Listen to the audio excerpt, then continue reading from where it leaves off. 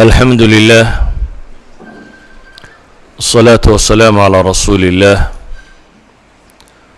اللهم وفقنا لما تحبه وترضاه وبعد فسلام الله عليكم ورحمته وبركاته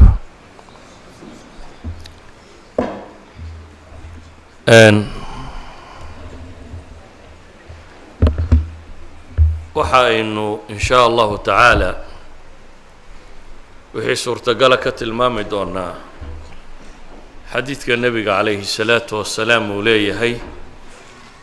almu'minu ya'lafu wa yu'lafu walaa khayra fi man laa ya'laf walaa yu'laf wa khayru الnaasi anfacuhum linnaas xadiidkaasi oo imaam daarqutni iyo saaxibu addiyaa المختار baan filayaa soo arooriyeen sheekh al-Albanina silsiladiisa saxiix uu ku tilmaamayo xadiidka nebigu calayhi الsalaatu wasalaam wuxuu ku sifaynayaa qofka mu'minka ah iyo nooca wiyey qofka mu'minka ah waa mid lagu soo hirto isna dadku ay soo dhoweeyaan oo aanay kahanin yani waa qof dhaqankiisa iyo akhlaaqdiisu ay keensanayso dadku inay ku soo hirtaan oo ku soo ururaan dadka badh ayaa dadaan dadku jeclayn oo aanay u imanin amase markay arkaan isagoo soo socda ay ka weecdaan ama aan golahu fadhiyo aanu ahayn golo dadku ay ku soo hirtaan ama meeshuu deegaanka ku yahay aan cidina u soo qasdinin laakiin qofka mu'minkaa buu nebigu ku tilmaamaya calayhi الsalaatu wasalaam waa qofkaasi dadku ay ku soo hirtaan ee dadka soo dhoweeya ee soo duma iyaguna ay soo dhoweeyaan kadib buu nebigu wuxuu yidhi calayhi الsalaatu wasalaam wa khayru الnaasi anfacuhum linnaas waa gobolka aan xadiidka rabno caawa inaynu sharaxno wa khayru الnaasi anfacuhum linnaas dadka waxa u khayr badan buu nebigu yidhi dadka waxa u khayr badan anfacuhum linnaas ka dadka ugu nafci badan ugu waxtar badan qofka mu'minka ahi meeshuu joogaba waa waxtar si awgeed buu nebigu calayhi الsalaatu wasalaam wuxuu leeyahay dadkaba waxa ugu fiican qofka dadka ugu waxtarsan waxtarku iyo qofku waxa uu qabanayo oo la tilmaamayo inuu qofka muslimka ahi uu yahay dad oo dhan qof anfaca lama laha waa anfacahum lilmu'miniin lama odhan xadiidka u fiirso wa anfacahum linnaas baa la yidhi waa dadka qofka ugu waxtar badan isla xadiid labaadoo jaabir laga warinaya imaamu muslim soo saaray nebigu calayhi الsalaatu wasalaam wuxuu leeyay man istaطaaca minkum an yanfaca akhaah falyafcal markii ay sheegeen cid wax dadka ku akhridaa inay jirto oo wax ku tufta ayuu nebigu wuxuu yidhi calayhi الsalaatu wasalaam man istaطaaca minkum an yanfac akhaah qofka idinka mid ee awooda walaalkii inuu wax taro falyafcal ha yeela buu nebigu yidhi calayhi الsalaatu wasalaam haddaba nafcigaasi nafci dunawiyana wuu noqon karaa nafci ukhrawiyana wuu noqon karaa qofka waxtarkiisu dadku inta badan waxtarka adduunyay jecel yihin laakiin waxaa ka mudan waxtarka aakhiro ilaahay subxaanaه wa tacaala qur-aanka wuxuu ku tilmaamayaa bini aadamku dhammaantii inuu khasaare ku sugan yahay in alle soo reebay mooyaane wاlcasr ina اlinsaana lafii khusr ila اladiina aamanuu wacamiluu الصaalixaat watawaasaw biاlxaqi watawaasaw bالصabr rabu الsamaawaat baa dhaaranaya markuu dhaartay kadib ayaa ilaahay wuxuu leeyahay ina اlinsaana lafii khusr dad aayaddaa u fiirsato marka hore waa qasam iyo dhaar baa lagu bilaabay marka labaadna waa jumla ismiya marka saddexaadna inoo xarfu tawkiidaa lagu daray marka shanaadna maxaynu dhahnaa laam baa lagu daray intaasoo dhammi luqa alcarabiya waa adawaatu tawkiid bay yidhaahdaan wax markaad rabto inaad adkayso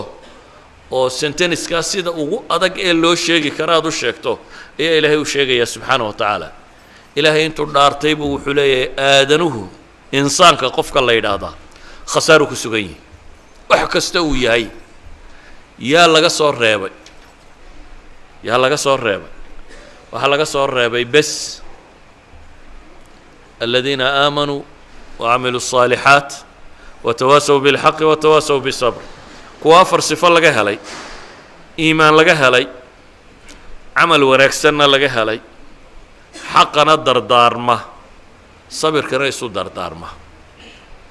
حق يا صبر كريسو دردارمة يعني واقف دينتنا كو عمل فلي دتك كلنا دينتا قارسينية وحيد هذا قفك الداعية دتك دينتا وغيره وأنفع الناس أينما حل وقفك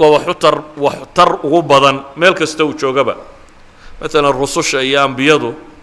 ودتك كوادي بني آدم كحق وغيره ودتك كوادي يسكت يدتك إن النار كبد باديان ودتك كوادي دتك وغيره إن الجنة وهرسيدان سيدا أوجادي يقع وأنفع بدن آخرية دون بمبادئ دتك أنفع سيكينا haddaynu qur-aanka in yar u fiirsanno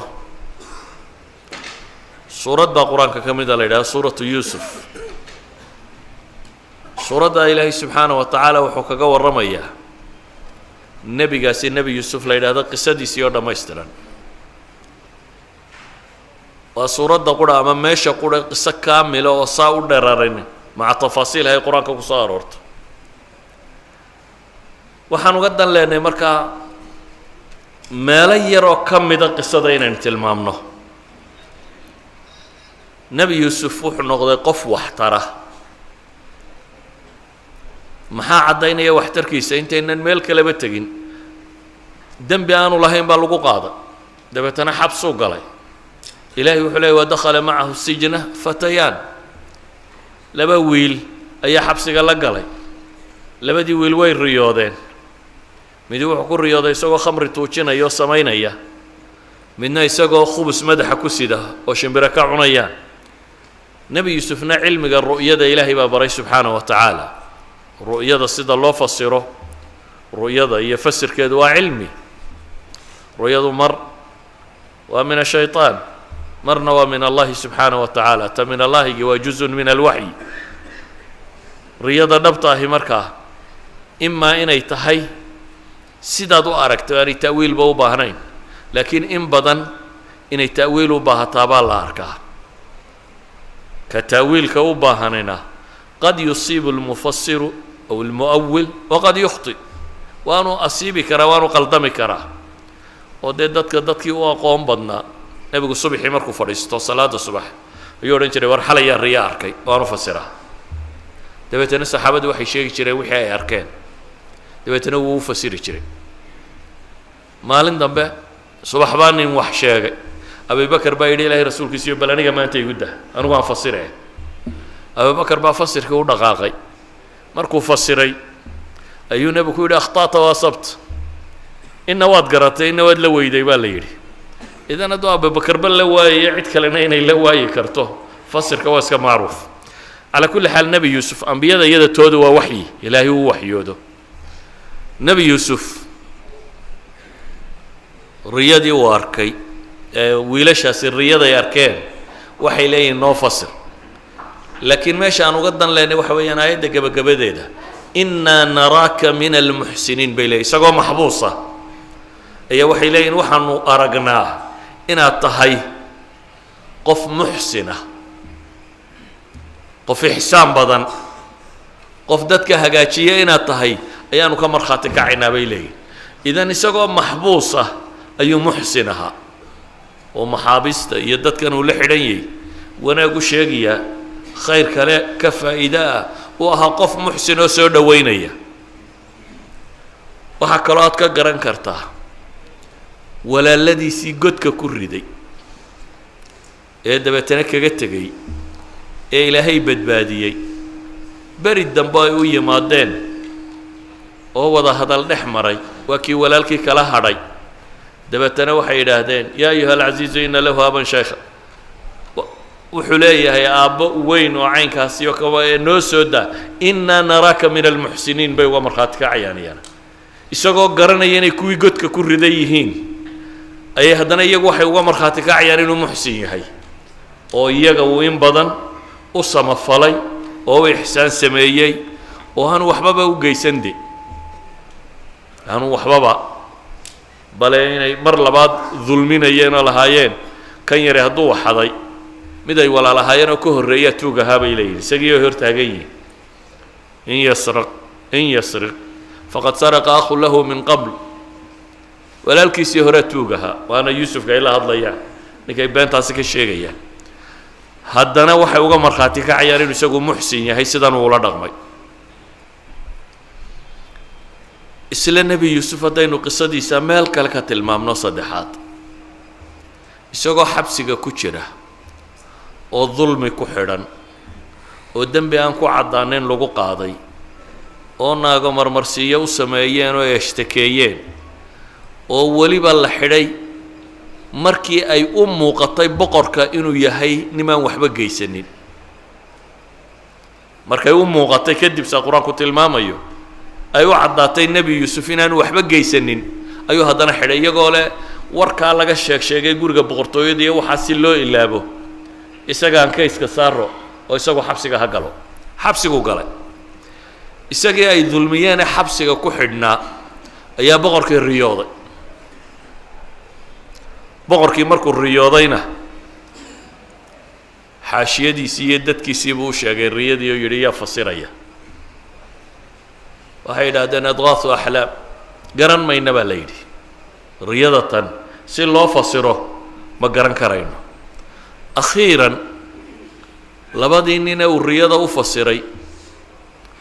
oo midna uu yidhi waad bixi doontaa midna yidhi adigu bixi maysid kii baxay goormuu ayuu wuxuu ku yidhi war bal boqorkaa waxaad xasuusisaa kayskaygii dee dembi layma haysta haddana meesha waa iskaga jiraaye bal xasuusi markii uu xaashiyadii boqorkii iyo meelihii yimi waabuu iska ilaabay nebi yuusuf baa badkalu iska galay kiibaa xasuustay markaasuu yidhi xabsiga waxaa jooga nin fiican oo riyooyinka fasira boqor haddaad i dirto oo ninkaa ii dirta inaan u tago riyadaadii fasir baa loo helaya taawiilkeeda waa la garan doonaa markii dadkii kale riyadii garan waayeen buu yidhi baloorad u tagoo soo fasir dheh waa u yimi waxay idhahdeen boqorkii riyadan buu arkay yuusufu ayuha sadiiqu aftinaa fii 7 baqaraatin simaanin ya'kuluhunna 7 cijaafun way u sheegteen warkoodii waxaad nooga warantaa bay idhaahdeen 7 sac oo naaxnaacsan oo 7 engegani cunayaan iyo 7 saabuuloo cagaaran iyo 7 kale oo yabis ah engegan nooga warran bay idhaahdeen adiga hadday inta boqortooyo ku xidhato dowladiyo haddana ku dulmido ay ku yidhahdaan riyo noo fasir maxaad odhan lahayd warardoo iska taga waxba idin fasiri maaye ila meel cidlaa bay kugu haystaane weliba waxay intaa ka sii daran haddaad ogtahay riyadu inay sheegayso inay jabayaan maxaad yeeli lahayd inay jabayaan nebi yuusuf muu odhanin war gaalatiinay dhaafa muu ku odhanin war waa nimankii dulmiye waxba idin fasiri maayo iska taga muu ku odhanin intaanan idin fasirin xabsigayga sii daaya muu odhanin horta kayskayga ka warrama ee bilaash isagoo aan waxba kale ka codsan waxna samaynin ayuu riyadii u fasiray weliba wuxuu u sheegay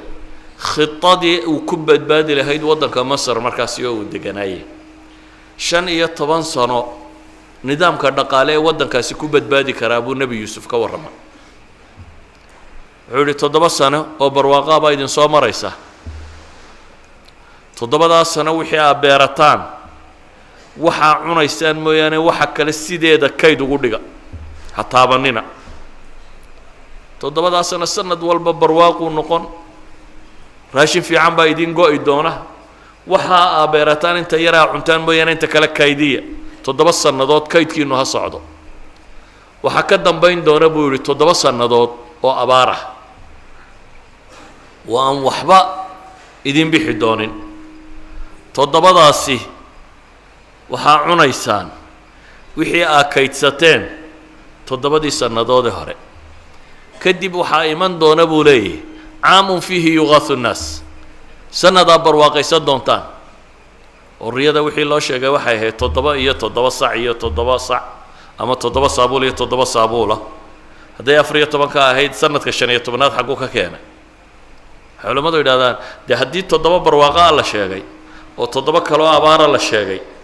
dee waxa ka dambeeya waa inuu noqdo sanad barwaaqa ah ilaa haddii kale waxaa la odhan lahaa 8 abaara ku xigaysay nebi yuusuf markaa wuxuu u sheegay 15 sannadood khitadii ama balaankii waddanku uu kaga bixi lahaa abaarta iyo dhibta buu sheegay waxna kama dalbanin waxna muu weydiisanin waxay tilmaamaysaa qofka muslimkii inuu yahay qof waxtara waxtar buu yahay hadduu dhul gaaleed joogo iyo hadduu dhul muslim joogaba hadduu dad muslime la nool yahay iyo hadduu dad gaala la nool yahayba waxtarkiisa koowaad oo ugu muhiimsani waa inuu dadka naarta ka badbaadiyo waxtarka koowaad waa inaad dadka diinta u sheegtid waa inaad dacwo ugu yeedhid waayo qofka noloshiisa adduunya ta aakhiraba waad badbaadinaysaa haddaad jidka quman tusto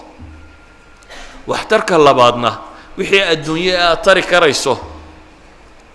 ama caqli aad ku kordhin karayso waad ku kordhinaysa muslimku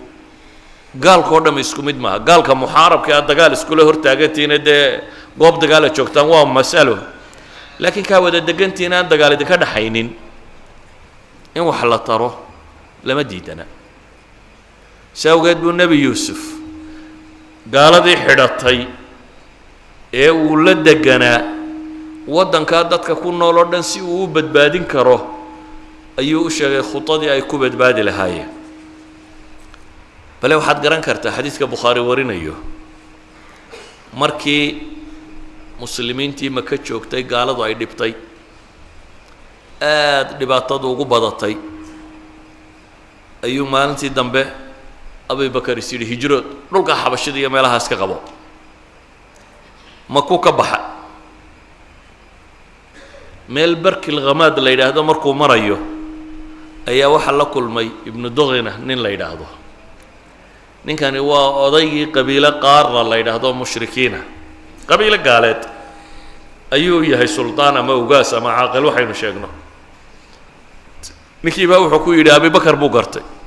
war abubakarow ayna turiidi ya abubakar buu yidhi xaggaad ku socotaa abubakar wuxuu yidhi akhrajanii qawmi tolkay baa i soo saaray maka kamaan baxeene tolkay baa i soo saaray dabeetana waxaan rabaa dhulkaa ilaahay inaan iska socdo rabbi caabudo saa'ix inaan noqdo saa'ixa waxaa la yidhahdaa berigii hore waxaa jiri jiray dad cibaado isaga baxo safra oo meel ay u socdaan oo gaari aanay jirin iska dhaqaaqa un waxaan rabaa buu leeyahy inaan saa'ix dhulka ilaahay ku noqdo oo ilaahay carrigiisa ku caabudo oo iska tago ile tolkay isaar buu leeyahy ibnu daghina wuxuu ku yidhi abubakarow adigoo kale nin la saaro ma tihid macquul maaha yacni abubakar oo kale in la soo saaro waayo in lagu saarana ma aha inaad adna iska baxda taasina sax maaha buu leeyahy sababtu waa maxay fa innaka tuksibu almacduum watasilu الرحم وتحمل الكل وتقري الضيف وتعين على نوائب الحق wuxuu ku yidhi adigu waxaad ahaan jirtay dadka aan waxaysan qof wax siiya waxaad ahaan jirtay dad nin qaraabada xidhiidhiya waxaad ahaan jirtay qofka culus nin culayska ka roga waxaad ahaan jirtay nin martida soora waxaad ahaan jirtay mashaakil oo dhan nin dadka uga gargaara abubakar markaa maxaa lagu sifaynayaa qof naaficad bulshada ku dhex ahayd baa la leeyahy qof wax tara oo bulshadu waxay u baahan ninkani waa nin gaaleed kama warramayo aakhire iyo dadkaad hanuunin jirtay kama warramayo isagu wuxuu wax ka warramayaa waxtarkii adduunyo saa daraaddeed wuxuu leeyahay war nin tolka xidhiidhiya oo masaakiinta wax siiya oo dadka dhibtu ku timaado dhibta ka qaada ومرتضى الصورة ونوائب الحق ودن دتك وقر قاربة ضحي سادر هدد نلا بحيمته البولي ابن دغن واد وكلي هي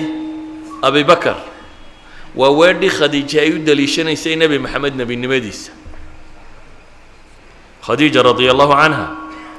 مركي النبي عليه الصلاة والسلام وحي وكسود دقيقة وادو عبصدي سوا عبصنا يبو قري جيمي ولا يددا وأيكا خديجة مركها وحي تري والله لا يخزيك الله أبدا إلهي بقول دارته إن ربي ولقى كهوتشينين نبي محمد هداته هاي بل هي أركي ما يصير بيلاذي وأنا وحي يجوه الرجي وايو حيث ذا أولادي دقاك يسيبك وربيسا أنت أنا أبي بكر لقوسي في يوكل لقوسي فينس وحيل هذا واحد هاي من قرابة حديدية وضد كان وحيسوى حسية وضد كان نبتو كنت ما نبتك قاضة ومرتضى صورة ووراق قاسي السمية قف وراق سنة وهل جزاء الإحسان إلا الإحسان دي قف وراق سنة الله سبحانه وتعالى نبمة تصيب بيلاذ إذا أما أبي بكر هالنقطة أما النبي هالنقطة عليه الصلاة والسلام وحا لو قلت المام أيوه إن يدد واحترب بالشدة كلها هاي ومدوي نسلق رسالة الدين إن يدد كويريين وآخره وأهوح مهم كاه ويدونك وحك استوى كصامرة ووحير يدونك واحد شوكتا وكنت لحنا تضوات سنضات marka cimrigaaga la eego nololeed waa inta ina hawi yar bay ka midtay si aakhira tagi oo aan laba dhimanaynin qofka aakhiro sababtiisa ilaahay kugu badbaadiya waa kaaga nafci badan yahay dunida cidii wax ku tarto dhan waayo dunida waxay ku tareen waa wax 60 sano oo lagu badbaadaa bay ahayd hadii bay wax weyn ku tareen laakiin qofka aakhira ku badbaadiya waxaad ku badbaada ku sheegay ama ku tilmaamay ama ku tusiyay nolosha hadii dhabta ahayd buu badbaadiyay cadaab ilaahay buu ka badbaadiyay nololaan dhammaan lahayn ayuu khayrkeeda ku tusay sharkeedana ka badbaadiyay idan qofka muslimka ah waa qof dadka inuu badbaadiyo aakhiradooda iyo adduunkoodaba ku dadaalaya nabi maxamed alayhi salaatu wasalaam dadkii u shaqeeyay waxa kamid ahaa wiil yaroo yahuudiya ayaa nabiga shaqaalihiisa kamid ahaa dabeetana maalintii dambe waxaa loo sheegay wiilkii inuu xanuunsanayo guriga aabihii uu jiifo nabigu calayhi salaatu wasalaam uu soo baxay dabeetana gurigii wiilkuu yimi wiilka madaxiisuu fadhiistay wiilku aad buu u xanuunsanayaa marka nabigu wuxuu ku yidhi calayhi salaatu wasalaam wuxuu arkay inuu sii socdo aslim buu ku yidhi waryaa wiilow war islaam wuxuu ka cabsanayaa nabigu wiilkaasi intuu gaalnimo ku dhintay inuu cadaab gala dee dabeetana wuxuu ku leeyahay nabigu calayhi salaatu wasalaam war islaam wiilkii markaa aabihii buu eegay aabihii baa wuxuu ku yidhi atic abalqaasim maqal wuxuu nabi maxamed kuu sheegayo yahuudda iyo dadkii wakhtigaa noolaa nabi maxamed calayhi salaatu wasalaam inuu nebi yahay cid waliba waa garanaysa laakiin dana iyo masaalix kale iyo wax kaloo ilaashanayaan bay u diidanaayeen waxaad ka garan kartaa kuwii ugu waaweynaa ka soo horjeeday muxuu abu jahl culimada taariikh waxay soo naqlayaan inuu lahaa reer bani hashimi anagu waanu baratami jirnay laba qabiilo loolamaanu ahayn waxbay bixiyeen waxbaanu bixinay kan bay sameeyeen wax walo ay sameeyeen ba waa la sameeynay buu leeyahay nagamay badinin haddaan reer bani makhzuum nahay nagamay badinin reer bani cabdi munaafkan ama reer bani hashim kan nagamay badin ilaa markii dambe sheegteen buu yidhi nebi baa naga mid ah haddaanu anagu nebi weyne buu yidhi wallaahi baan nankooda u rumaynaynay أبي جهل وحو نار تلقى قبيل بالدفاعي سور هيرو دفاعي ونار قال غير هبل هدي نبي هلين بولي أنا قلنا إنه نبي ويني كودا راعي منه هدي أنا النبي هليني النبي عليه الصلاة والسلام مركا إنه النبي هي دي معجزات كيسيبا مغضي دقن كيسيبا مغضي أخلاق دي سيبا مغضي وحي كسود دقايا مغضي عد ولي بوا قرني سؤالك تا إنه نبي هي لكن مصالح كلا dadku markay masaalixda ilaashanayaan hiraqal boqorkii loo oran jiray markii looga warramay nabiga kaleey salaatu wasalaam tu waraaq u diray nabigu waa akhriyo looga warramay ee uu waraystay nimankii safarka u yimi oo 14 su'aalood ama 13 su'aalood weydiiyey ee backgroundkii nebiga oo dhan loo sheegay ayuu wuxuu yidhi sidaa aad sheegaysaan hadduu yahay halkaa aan fadhiyaa buu qabsan doonaa haddaan awoodana waan dhaqaaqi lahaa buu leeyo meeluu joogo haddaan tegi karayo cagihiisaan maydhi lahaa buu tilmaamaya dabeetana wuxuu isugu yeedhay xaashiyadii boqortooyadoo dhan iyo wadaadadii kiniisadda iyo wixii oo dhan buu isugu yeedhay wuxuu ku yidhi warrinkaasi wuxuu sheegayaa waa xaqa aan raacno albaabadana wuu soo xidha meeshii uu kula shiraya albaabadu wada xidhay tana wuxuu ninkaasi waa xaq wuxuu sheegayaa aan raacno mar quraa la qayliyo waa la cararay bes soo noqda buu yidhi idinkaan idin eegayo un mowqifkiinu meeshuu taagan yahay dee kursigu waayayaa ilaane siyaasiyiintu diin la-aanta in badan kursigaa badda oo haddaad kursigaa ka riixi mayso wuxuu is yidhi kursigaaga hawaaye marka Hiraqal wuxuu naarta ugu xagga gaalnimada ugu sii socday wuxuu ilaalinaya kursiga idan nabi maxamed inuu xaqiya uu garanayay odagan yahuudiga markaa inankiisii wuxuu ku yidhi yaraa aطic alqaasim waxa uu ku sheegaya aqbal dabeetana wiilkii yaraa baa shahaatay islaamay nabigu calayhi salaatu wasalaam uu ku farxay markaa islaamnimada wiilkan yara wuxuu leeyahay alxamdu lilaahi aladii anqadahu min annaar waxaa mahadle waan mahadinaya waxaan ammaanaya ilaahay kaa yar naarta ka badbaadiyey wiilkaa u shaqaalaa buu nebigu wuxuu kala cabsi qabay inuu naarta galo idinku kuwa idin shaqaalaa maxaa ku samaysaan wax diinta u sheegay miyaa leedihin mise waxaad tidhaahdaan markay sii baxaysana sii baadh inta kalena ha shaqaysa yani materialkunbaa ka fekertaan waxay dadkan inaa badbaadisaan hadduu kaa soo hor baxo qof bini aadan oo gubanayo dab suran yahay maxaad samayn lahayd waxaad isku dayi lahayd inaad damiso socankaa ma aha qof bini aadan oo gubanaya hadduu kaa soo hor baxo asaad baktiin karto waxaad isku dayi lahayd inaad damiso qof bini aadam oo indhale hadduu kaa soo hor baxo god daba ku socda maxaad yeeli lahayd meeshanoo dab ka shidan yahay labada indhoodna ula iyo uu kusii socda maxaad samayn lahayd waad ka qaban lahayd xataa haddaanad ka qaban karin waad qaylin lahayd war ka joog baad odhan lahayd waayo waxaad ka naxaysaa qofka bini aadamku inuu meesha ku dhaco kuwa naarta kusii socda waa sidaa dadkan aad arkayso ee gaalnimada kusii socda waa indhalaayiin meel adagna waa ku socdaan waxayd inaad diinta u sheegtaan oo anfacdaan aakhiradoodi iyo adduunkooduba markaasuu anfacmaya wiilkaa yar nebi moxamed calayhi salaatu wasalaam wuxuu ka dadaalayay inaanu gaalnimo ku dhimanin dabeetana intuu gurigoodii ugu tegay isagoo bukoo jiifa ayuu wax u sheegayay innaguna kuwii gurigeenna joogay baynu wax u sheegi kara laanahay kuwii gurigeennaba joogay daa inaynu gurigooda ugu tagnee ayaynu wax u sheegi kara laanahay idan ayuha alaxiba qofka muslimka ah waxaa la rabaa inuu qof naafica noqdo qof waxtara inuu noqdo muslimku inuu wax matare noqdo maaha inaydin meesha u timaadaan dadka jeebabkoodu inayna baadhataan oo wixii lacaga inta gurataan inaa iska tagtaan dabeetana maaha muslimku kaa caalamulislaami duni maanta waddanka maanta muslimiin ugu badan niman tujaaroo muslimiin baa tegay inuu diinta u sheegay oo islaamiyey soo waddan indonesia la yidhahdo maydan maqal ama dadkan malayga la yidhaahdo waa 200 milyan xawaalay 300 milyan waddan muslim oo ka badani ma jiro waddannada muslimiinta oo dhan iyaga ugu badan maca daalik jihaadna laguma furanin cid kalena ma tegin waxaa la yidhaha niman tujaaro muslimiin baa tegey dabeetana nimankaa dhaqankoodii iyo akhlaaqdoodii iyo waxsheegoodii unbay ku islaameen idinkoo tujaara maba idaan imana idinkoo faramadhan baa timaadeen markaa lacagtii ka ururiseen ma u sheegteen markaa war islaama oo ilaahay diintiisa qaata oo qofka muslimka waa in waxtar noqdaa waa in wax laga faa'iidaa haddaad wax adduunye ku kordhin karta ku kordhi haddaad wax aakhiro ku kordhin kartana ku kordhi weliba midna waan kuu sheegaya alcibaada almutacadiya baa ka nafci badan alcibaada alqaasira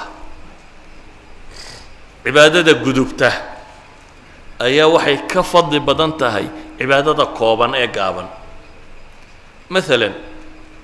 adigu maalintii imise salaadood baad tukan kartaa shantaada faralka iyo waxoogaa sunnayaale bes soo intaa maaha waxaa jirta dariiqo kale oo aad salaado badan u tukan karto midaan tukan haddaad salaada u tilmaamto uu tukado markuu shantiisa tukadaba adna shan kale lagu qoraya 10 baad tukataa marka adigu haddaad 4 diinta ku soo darto waxay shaqaystaan oo dhan iyagana waa loo qoraya adna waa lagu qoraya laadaa sababaya maanta nabi maxamed calayhi salaatu wasalaam qof kastoo islaama intuu ajar leeyahay in leeg buu leeyahay waayo isagaa sabab inoogu ah inay diintani maxay ina soo gaadho saxaabada maxaynu u leenahay rag la gaadhaya maaha dee diinta iyagaa soo xambaaray wixii muslim ka dambeeyo dhamma waxay shaqaystaan saxaabadaa gaadhsiisay miisaanka saxaabaday saaran yihiin culammadii waaweyneed imaamu shaafici wixii madhabkiisa ku dhaqmay oo dhami isaga miisaankiisay saarmayaan idan qofka muslimka ahi qaab labaad uu cibaadaysan karaa jiro ah cibaada mutacadiya inuu la yimaado inuu qofkan sabab ugu noqdo inuu khayrka sameeyo nabigu calayhi salaatu wasalaam wuxuu tilmaamay man dalla calaa khayrin falahu mithlu ajru faacilih ninka dadka khayrka u tilmaamaa wuxuu la mid yahay baa la yidhi sidii kii sameeyey haddaad wanaag dadka u sheegto in leeg baad leedahay keebaa idiin roon markaa inaad waxoogaa xoolaa heshaan iyo inaad waxaa soo ajara heshaan inaad waxoogaa xoolaa helno ayaa laga yaabaa waqtigeenna inta ugu badan le inaynu ku bixinno ajarku waa iska 5 salaadood oo qallalan oo aan in badan ba ilaahay la xusin salaadana waxaa la aqbalaa un intaad ilaahay ku xusto nabigu calayhi salaatu wasalaam waa ka tilmaamaya qof baa tukada dabeetana aan salaadiisa lahayn ilaa tusucaha humunaha wuu soo waday nebigu qaar baa 10 meeloodoo meel 9 meeloodoo meel 8 meeloodoo meel waa la soo waday idan isku mid ma nihin mid baa 10% le 20% 30% qof baa inbuu ajar helaya saf qurana waa ku wada jiraa qof walba ajarkiisu wuxuu ku xidhan yahay inta uu iimaankiisa iyo soo jeedkiisa iyo xusku ilaahay xusaya uu yahay ajar la'aantaadu waxay ku xidhan tahay intaad bakhaarkii joogtay wax raraysa haddana aad halkan taagantay safkana aad ku jirto meel kale aakhiro salaadii maa tukan lagu odhan maayo lagu qabsan maayo laakiin de qabsi qura kama hadlayna waxaynu ka hadlaynaa inaynu ajar helno ajarku se wuxuu ku xidhan yahay inta aad markaasi cibaadaadkaasi samaynayso waxaan leenahay markaa cibaadada mutacadiga ah ee gudubta oo ay ka mid tahay taa aan sheegaynee ah inaad dadka diinta gaadhsiiso oo islaamka u sharaxdid qof waliba wuu helayaa cid isaga ka liidata maalan haddaad adigu faatixada si fiican u taqaano dadka waxaa ka buuxa qaar aan faatixada aqoon dee kuwa haddaad u dhigto aadna ajarkii baad helaysa idan qof aan wax sheegi karini ma jiro qof aan wax dhigi karin qof aan dad waanin karini ma jiro sidaa awgeed waxaan leenahay nafcigu cibaado mutacadiya inuu noqdo ayaa kaaga khayr badan walidalik buu nebigu calayhi salaatu wasalaam caliy bn abi aalib markuu u diray dagaalkii khaybar baa la galay maalintii koowaad baa la furan kari waayey qalcado waagii hore waxaa jiri jiray dee derbi weyn oo laisku soo wareejiyo oo magaalooyinku leeyihiin oo xeryaa dagaaladu leeyihin oo waxaanay leeyihiin oo aan socotadu waranka kan sita iyo faraska kan wata iyo waxaan oo dhamme aanay geli karin in la burburiyo mooyaane markaa meelihii qalcadaha waa la geli kari waayey maalintii hore dagaalka laguma guulaysan maalin labaadii laguma guulaysan maalintii dambe uu nebigu yidhi nin ilaah iyo rasuulkiisuba jecel yihiin baan calanka u dhiibaya raayada ayaa ciidanka hogaaminaya dabeetana nebigu dadkii wuxuu yidhi calimeye waxaa la yidhi wuu bokooraysan yihi ramad baa ku dhacay daaf u yeedha buu yidhi waa ugu tufo u duceeyey ilaahay indhihii waa uu bixiyey dabeetana calankaa loo dhiibo waxaa la yidhi ciidanka hogaami maanta adigu cali markuu ciidanka hogaaminaya nebigu uu la dardaarmo haddaad ciidan dagaal gelaya la dardaarmayso maxaad kula dardaarmi lahay dagaalka si fiican u gala meeshiina yaan meel lala idinka soo dhicin socankan maaha janan ciidan wato ciidan meel gelaya qofka caadiga wuxuu kula dardaarmi lahaa ma waxa laakiin nabi maxamed calayhi salaatu wasalaam wuxuu ka dardaarmaya waxa weeyaan dadkaas inay badbaadaan buu jecel yahay dadku inay badbaadaan ayuu jecel yahay sidaa awgeed buu nebigu wuxuu u tilmaamay cali waxaa laga yaabaa dadku dagaalka markay galaan haniimo iyo xoolo iyo waxbaa la soo helaya nebigu wuxuu ku yidhi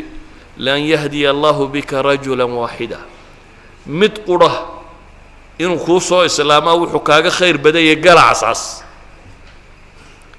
xoolo badan inaad furataan waxa ka fiican buu nebigu leeyahay in qof quri diinta ugu yeedhaan oo islaamo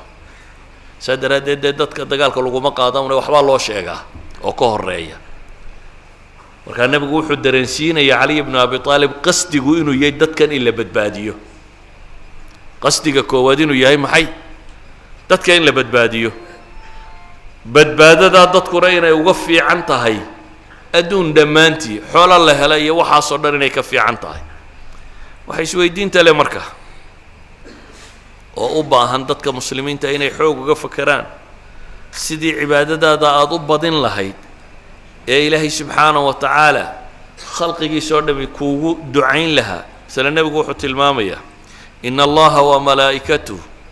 wa ahla asamaawaati waalard xata annamla fii juxriha wa xata alxuut ilaahay iyo malaa'igtiisa iyo dadka samada waxa samada degan iyo waxa dhulka deganba xataa quraanjada buu nebigu leeyahay godkeeda ku jirta ama kalluunka badda ku jira la yusalluuna waxay ku sallinayaan waxay ilaahay naxariis weydiinayaan ilaahayna uu dembigooda dhaafaya ayo calaa mucallimi innaasi alkhayra dadka qofka khayrka bara dadka qofka samaha bara innaga waxaa laga yaabaa waxaynu samaynayno o dham inay maado u badantahy oo xataa dadka khayrka dhigaya hadduu shaqo ka yaro fiican helo inuu iskaga tagaa baa laga yaabaa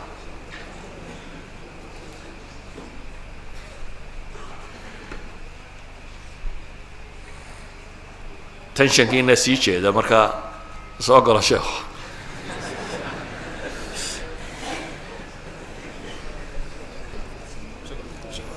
calaa kullin nebigu calayhi الsalaatu wasalaam waxau inoo tilmaamayaa ilaahay rabu الsamaawaati wاlard iyo malaa'igtiisa iyo malaa'igta tirada badan lee samada degan ama ciddii samada degan iyo waxa dhulka degan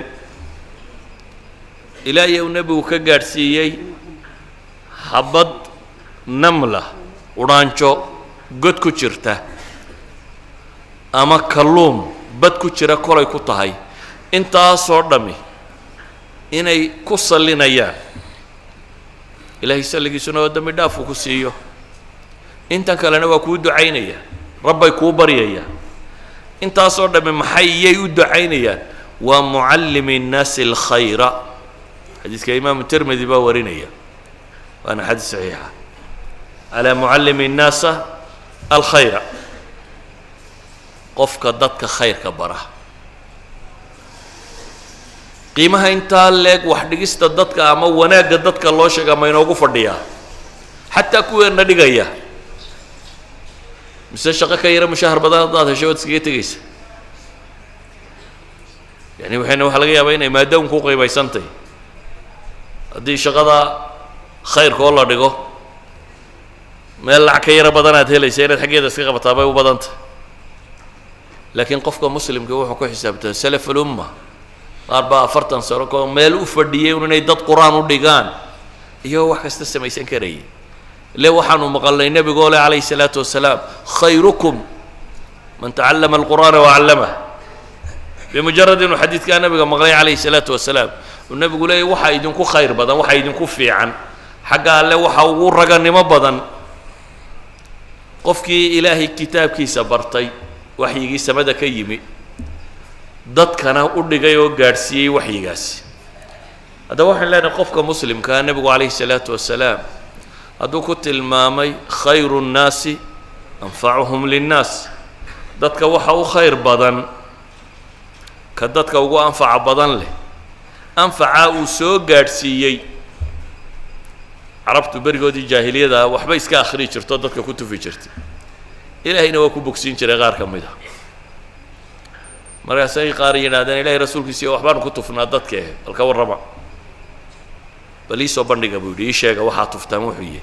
wixii bay u akhriyeen dabeetana wuxuu nebigu ku yidhi mar haddaanu shirki iyo ilaahay kayrki iyo la baryo waxaas ku jirin iska wada ku tufa hadday dadka anfacayso kadib buu nebigu wuxuu leeyahay